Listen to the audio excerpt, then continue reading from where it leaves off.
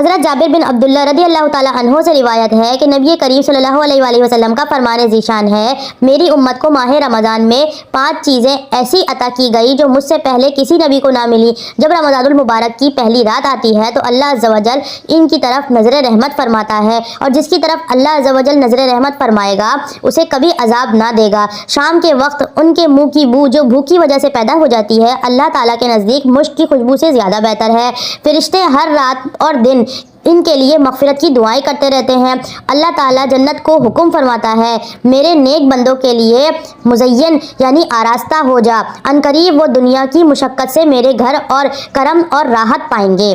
جب ماہ رمضان کی آخری رات آتی ہے تو اللہ عز و جل سب کی مغفرت فرما دیتا ہے۔ قوم میں اس ایک شخص نے کھڑے ہو کر عرض کی، یا رسول اللہ صلی اللہ علیہ وسلم، کیا وہ لیلۃ القدر ہے؟